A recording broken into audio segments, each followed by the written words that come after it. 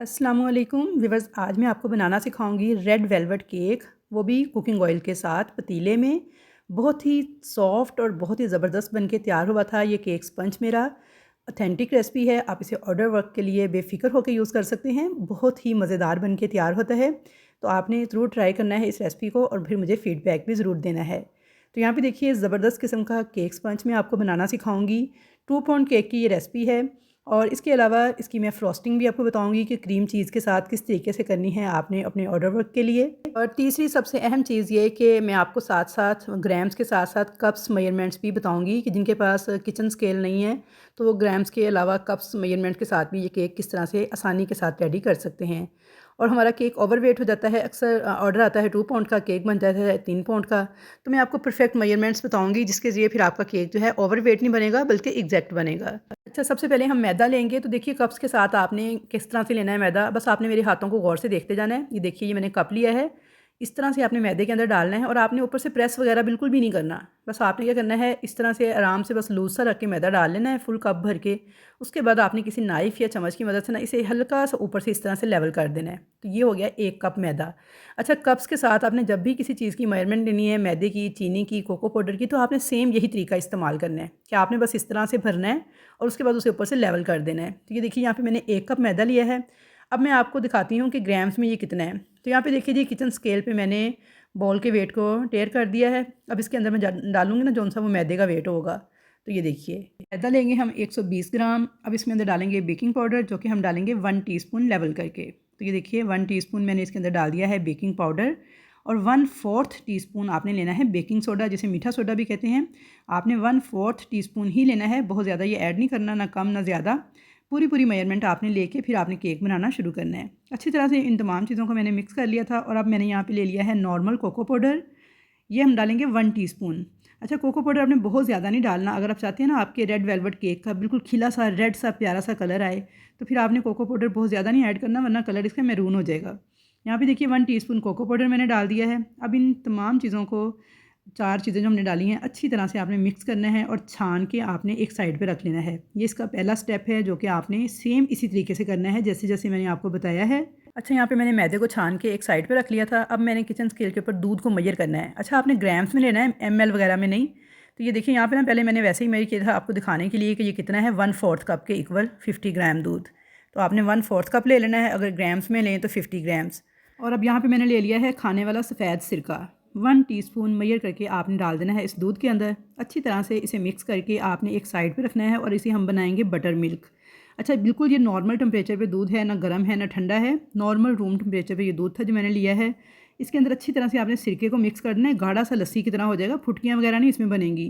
तो ये बड़ा अच्छा सा बटर मिल्क हमारा जो है रेडी हो जाएगा। इसे मैं एक साइड पे रख दूँगी। तो चलिए अब अगला स्टेप देखते हैं। अब हम लेंगे चीनी। अच्छा, नॉर्मल चीनी को मैंने मिक्सी के जार में पीस के पाउडर तैयार किया है। अब मैं इसको आपको मेजर करके दिखा देती हूँ कि 100 ग्राम हमने चीनी लेनी है, तो कप्स में ये कितनी होगी। तो यहाँ पे देखिए जी, मैंने जब इसे कप्स में डाला है ना, तो ये 3/4 कप के इक्वल है, यानी पूरा कप भरा हुआ नहीं है। ऊपर से देखें एक ही साइज़ का खाली थोड़ा सा। तो बस आपने इतनी ही चीनी अगर कप्स के साथ ले रहे हैं तो 3/4 कप ले लें, वरना 100 ग्राम किचन स्केल से मेजर करके लीजिएगा। तो यहाँ पे चीनी भी हमारी हो गई। अब हमने 4 अदद अंडे लिए हैं रूम टेम्परेचर पर, उसके अंदर 100 ग्राम चीनी डाल दी है। 3 से 4 ड्रॉप्स मैंने वनीला एसेंस के डाल दिए हैं।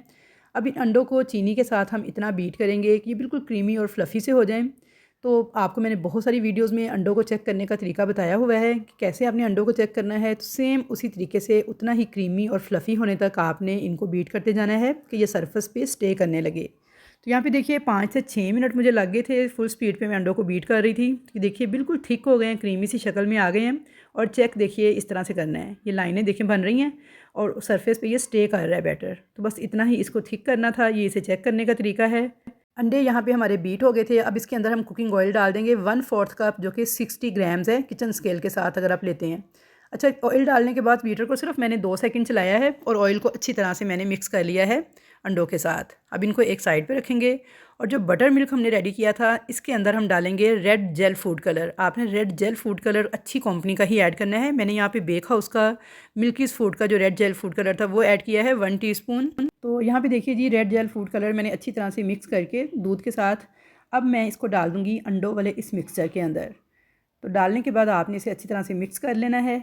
अच्छा, अब आपने इसके अंदर बीटर नहीं चलाना, बस कुकिंग ऑयल डालने के बाद बीटर का काम ख़त्म है। अब आपने स्पैचुला के साथ इसे एक ही डायरेक्शन में इस तरह से घुमाते हुए मिक्स करना है।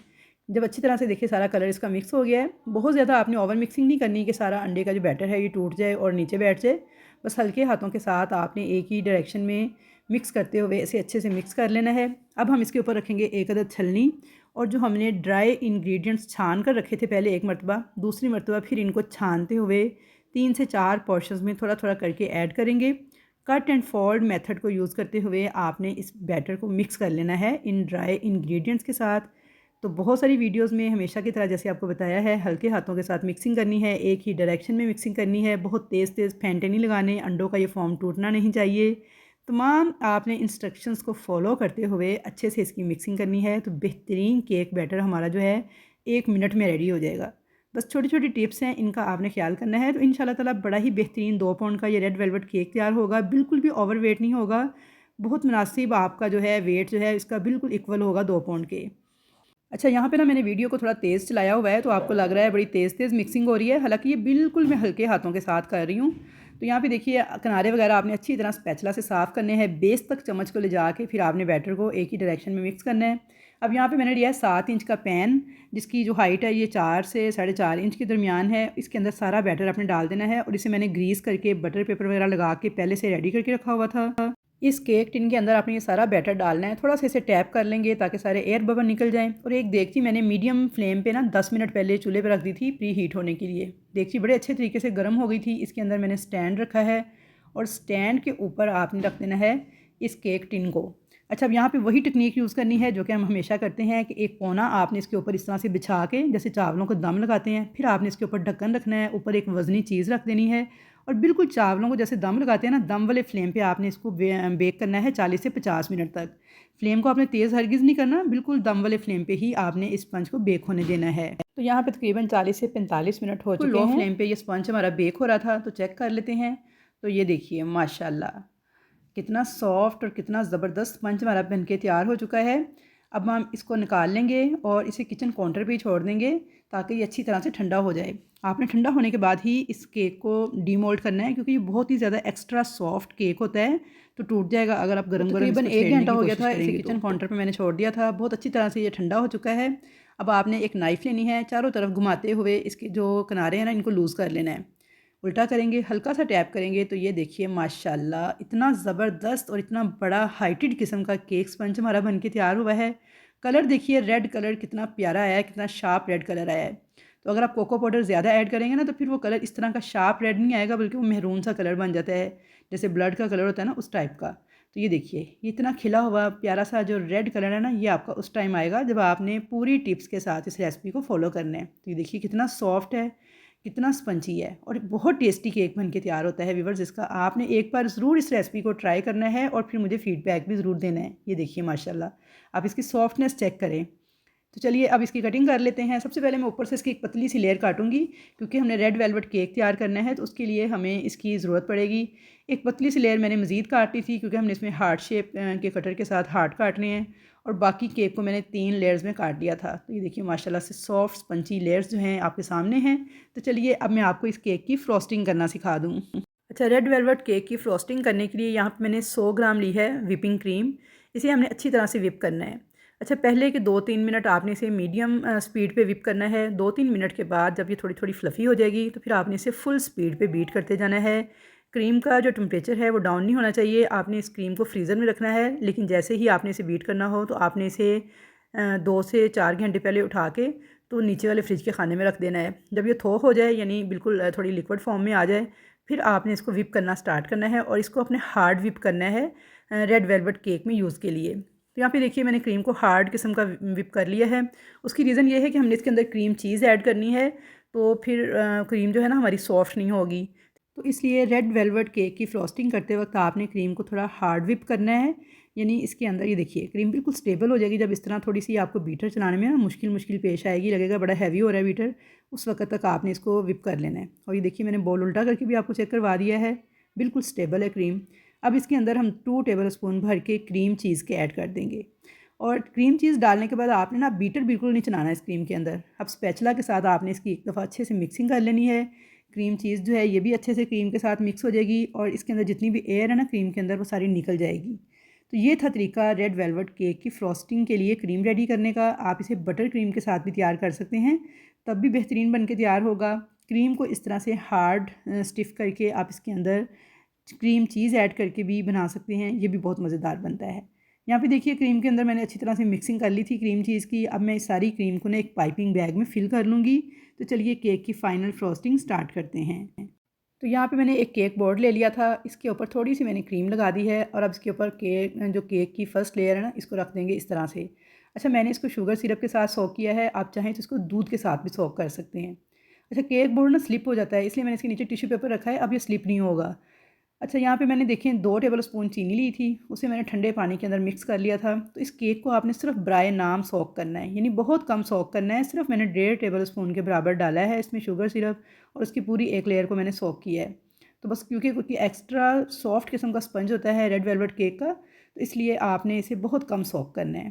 یہاں پہ دیکھیے کریم کی ایک لیئر لگائی ہے، اسے میں نے پلین کیا ہے۔ اب کریم کی دوسری لیئر میں نے لگا دی ہے اور اسے بھی میں ہلکا سا سوک کروں گی، بالکل ہلکا سا میں نے سوک کیا ہے اسے، اور اب اس کے اوپر میں نے کریم کی دوسری لیئر فٹ کر دی ہے۔ تو یہاں پہ دیکھیے جی کریم کو میں نے پلین کیا ہے اور ایک تیسری لیئر جو ہے اس کی سیٹنگ کر دی تھی، اس کے اوپر ہلکا سا پریس کر لیا تھا اور اب اس کو بھی میں بالکل ہلکا سا سوک کروں گی۔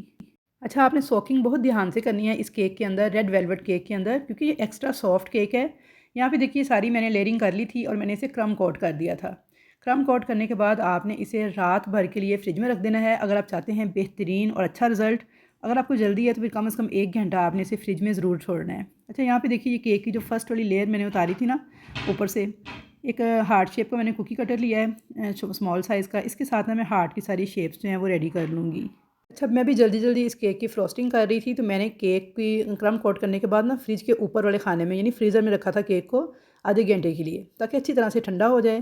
تب تک میں نے باقی کام کر لیا تھا۔ تو یہ دیکھیے یہاں پہ ہارٹ شیپس کی میں نے کٹنگ کر لی تھی۔ اب یہ جو پیس باقی کا بچا ہے اسے میں نے جو سب سے اوپر سے ہم نے ٹاپ سے تھوڑی سی لیئر نکالی تھی اس کے ساتھ مکس کر کے تھوڑا سا میں نے پہلے مائکرو ویو کیا تھا، اس کے بعد میں نے اسے مکسی کے جار میں ڈال کے نا پیس کے اس طرح سے پاؤڈر بنا لیا تھا۔ یہ دیکھیے یہاں پہ میں نے بالکل اس طرح سے کرم تیار کر لیے تھے۔ اب یہ ہماری ڈیکوریشن کی دونوں چیزیں ریڈی ہو چکی ہیں، بریڈ کرمز ریڈ کلر کے بھی اور ساتھ میں کیک کے اوپر لگانے والی ہارٹ کی شیپس بھی۔ کیک کو بھی میں نے آدھے گھنٹے بعد فریزر سے نکال لیا تھا۔ اب میں نے ایک پائپنگ بیگ میں دوبارہ سے کریم فل کی ہے اور اس طریقے سے میں نے پائپنگ بیگ سے ہی کریم کو اس کی ٹاپ والی لیئر پہ اپلائی کیا ہے۔ سیم اسی طریقے سے میں اسے نیچے والی سائڈ پہ بھی اپلائی کر دوں گی۔ تو یہاں پہ دیکھیے جی کیک کو میں نے سارا کریم کے ساتھ کور کر لیا تھا۔ تو یہ بگنرز کے لیے اسپیشلی اور باقی لوگوں کے لیے بہت ہی آسان طریقہ ہے کیک کے اوپر فائنل آئسنگ کرنے کا۔ اس سے بالکل ایک جیسی کریم لگتی ہے، ایون بالکل ہر طرف سے آتی ہے اور کیک بڑی جلدی جھٹپٹ سے سافٹ کہہ رہی ہوں سیٹ ہو جاتا ہے۔ یعنی بالکل یہ دیکھیے میں نے پہلے اسے اوپر سے اسٹیبل کیا ہے کیک کو اور اس کے بعد اسکریپر چلاتے ہوئے آپ نے اسے نائف کی مدد سے یا اسکریپر کی مدد سے آپ نے اسے کناروں سے بھی نیٹ کر لینا ہے۔ تو یہاں پہ دیکھیے جی الحمدللہ ماشاءاللہ بالکل نیٹ فراسٹنگ ہو گئی ہے ہمارے کیک کی اور کتنی شاندار کتنی اچھی لگ رہی ہے، یہ دیکھ سکتے ہیں آپ۔ بہت ہی مزیدار یہ کیک بن کے تیار ہوتا ہے، میرا ہاٹ سیلنگ کیک ہے یہ، اور میرے پاس اس کیک کا آرڈر نا بار بار آتا ہے، کافی دفعہ میں پہلے بھی تیار کر چکی ہوں۔ اب دیکھیے کیک کو میں نے نیٹ کر لیا تھا اور جو کرمز ہم نے ریڈی کیے تھے نا ان کو اس طرح سے آپ نے ہلکا ہلکا ہاتھ کے ساتھ نا اٹیچ کرتے جانا ہے اس کے کناروں پر۔ تو یہاں پہ دیکھیے آپ نے بس یہ کرنا ہے کریم کو نا آپ کا ہاتھ لگنے پائے، صرف آپ کا ہاتھ کرمز کو لگنا چاہیے، تو یہ بہت ہی آسانی کے ساتھ نا کریم کے ساتھ جڑتے جائیں گے۔ چاروں طرف سے آپ نے اس طرح سے کرمز جو ہیں یہ کیک کو لگا لینے ہیں اور بڑا میس کریٹ ہوتا ہے اس کیک کو بناتے وقت، لیکن بنتا بھی بہت مزے کا ہے اور کسٹمر کا فیڈ بیک بھی بڑا شاندار آیا تھا۔ یہ میرے بچے کی ٹیچر نے بنوایا تھا اپنی سسٹر کی ویڈنگ اینیورسری کے لیے، تو کیونکہ آگے آ رہی ہے 14 فیبروری ویلنٹائنس ڈے بھی، تو میں نے کہا چلیں آپ کے ساتھ اس کی ریسپی شیئر کر دوں تو آپ لوگ بھی بنا کے اسے انجوائے کیجئے گا۔ تو یہاں پہ دیکھیے سارے میں نے کیک کو نا چاروں طرف کرمز لگا لیے تھے اور اب اس کی طرح نا اپنے ہاتھ کے ساتھ ہلکا ہلکا پریس کرتے ہوئے اسے سیٹ کر لینا ہے۔ یہ دیکھیے بالکل ہلکا ہلکا آپ نے ہاتھوں کے ساتھ پریس کرنا ہے۔ تو اب میں نے جو ہارٹ شیپ کے کاٹے تھے وہ میں نے اس طرح سے اس کے اوپر اس طرح سے سیٹ کر دیے تھے اور تھوڑے تھوڑے دیکھیے میں نے کرمز لگا کے اس طرح سے اس کے کنارے کو نیٹ کیا تھا۔ اب باقی سارے کرمز جو ہیں نا انہیں ہم صاف کر دیں گے۔ تو یہاں پہ دیکھیے جی بہترین قسم کا ہمارا ریڈ ویلوٹ کیک تیار ہو چکا ہے۔ اب سائڈ سے جتنے بھی کرمز وغیرہ ہیں ان کو میں اتار کے نیٹ کر دوں گی۔ تو یہ دیکھیے جی بہترین قسم کا ریڈ ویلوٹ کیک بالکل سمپل ڈیکوریشن کے ساتھ بہت ہی بہترین میں نے آپ کو بنانا سکھایا ہے اور پورے یہ 2 پاؤنڈ کا بن کے تیار ہوا تھا۔ تو آئی ہوپ ویورس کہ آپ کو میری آج کی یہ ویڈیو بہت زیادہ پسند آئے گی۔ اس سے پہلے بھی میں نے ریڈ ویلوٹ کیک کی ایک ریسپی شیئر کی تھی، وہ بھی بے حد شاندار بن کے تیار ہوتا ہے اور یہ بھی بہت اچھا تیار ہوتا ہے۔ دونوں کا رزلٹ اپنی اپنی جگہ انتہائی بہترین آتا ہے۔